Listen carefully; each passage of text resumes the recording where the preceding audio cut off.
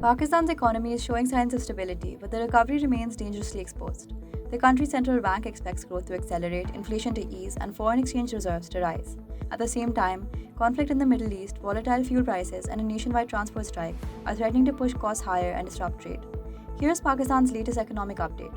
The State Bank of Pakistan says the economy could grow between 3.5 and 4.5% in the current fiscal year.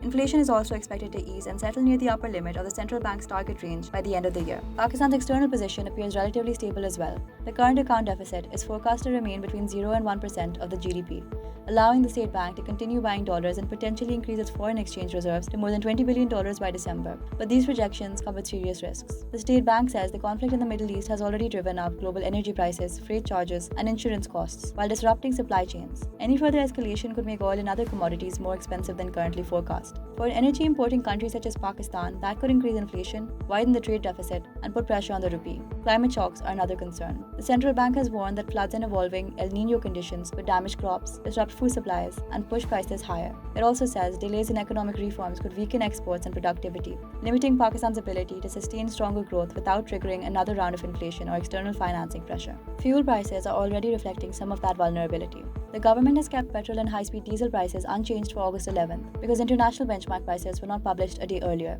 Petrol remains at nearly 328 rupees per litre, while diesel costs almost 381 rupees. Taxes and duties account for 114 rupees on every litre of petrol and 100 rupees on diesel. While both fuels have fallen from record highs reached in April, they remain significantly more expensive than before the latest US-Iran conflict began in February. The government has now moved from weekly to daily fuel price revisions, arguing that rapid changes in international markets require quicker adjustments. But transporters say daily pricing makes it almost impossible to plan costs. That dispute has contributed to a nationwide goods transport strike, with oil tankers, trailers, and cargo trucks remaining off the roads. Transporters are demanding monthly diesel price revisions, lower toll taxes, and permission for 10-wheel trucks to carry up to 35 tons instead of the current limit of 27.5 tons. They are also seeking changes to customs duties and income taxes. Talks with the government have so far failed to break the deadlock. The longer the strike continues, the greater the threat to Pakistan's wider economy.